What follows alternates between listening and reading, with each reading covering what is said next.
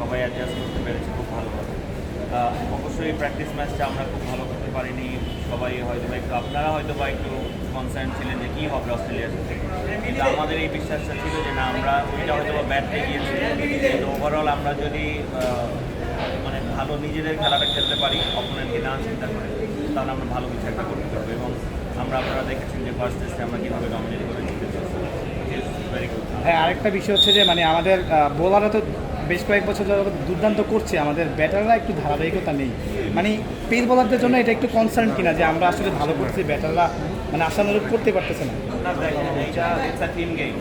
এখানে কনসার্ন তো অবশ্যই যে ব্যাটাররা আরেকটু বেটার করলে আমরা আরও ধরেন সেকেন্ড টেস্টটা হয়তো বা আরেকটু বেটার রেজাল্ট হতো, কিংবা আমরা আরেকটু ভালো খেলতে পারলে কিছু একটা হতে পারতো। কিন্তু সেকেন্ড টেস্টে নিয়ে যদি আমি কথা বলি, সেকেন্ড টেস্টটা টসটা খুবই ভাইটাল ছিল, কারণ উইকেটটা খুবই মানে একটু টেনিস বল বাউন্স ছিল, সো ওইটা আমরা খুব করতে পারিনি।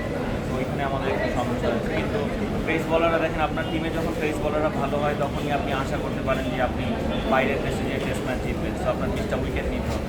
সো এইটা অবশ্যই আমাদের জন্য একটা ভালো সাইন। সো আমি আশা করবো যে ওরা ওদের ফর্মটা ধরে রাখতে পারবে। তালা ভাই, কেমন ফিল করছেন বাংলাদেশে নেমে? দারুণ একটা অ্যাচিভমেন্ট নিয়ে এসেছেন। দেখেন, অবশ্যই ভালো ফিল করছি। অনেকদিন পরে বাংলাদেশে এসেছি, সেটা তো অবশ্যই ভালো লাগে নিজের দেশে আসলে। তবে আমরা যে ভালো করে আসতে পেরেছি, এটা অনেক বড় ব্যাপার। অস্ট্রেলিয়াকে হারানো it's not a matter of joke. So এখানে আমরা খুবই ভালো, সবাই ভালো ফিল করছি।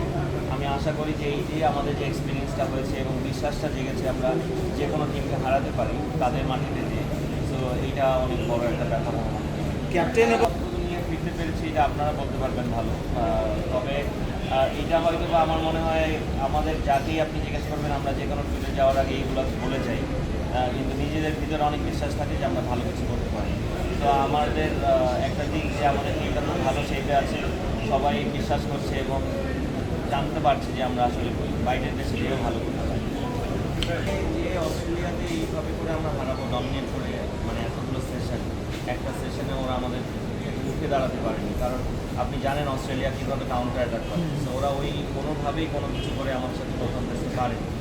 কিন্তু দ্বিতীয় টেস্টে আপনি যদি বলেন যে অস্ট্রেলিয়া যেভাবে কামব্যাক করেছে, আমরা জানতাম ওরা অনেক স্ট্রংলি কামব্যাক করবে, কিন্তু ওইটা টসটা খুবই ভাইটাল একটা ব্যাপার হয়ে গিয়েছিল। টসটা যদি আমাদের ফেভারে আসতো, মানে could have been the opposite way. So এটা একটা ম্যাটার করে। কিন্তু অবশ্যই আপনি যেটা প্রশ্ন করলেন যে অস্ট্রেলিয়াকে হারানোটা, এইটা অনেক বড় ব্যাপার আমাদের জন্য। এইটা ওয়ার্ল্ড ক্রিকেটকে একটা জানানো দেওয়া যে আমরা আসলে যে কাউকেই হারাতে পারি।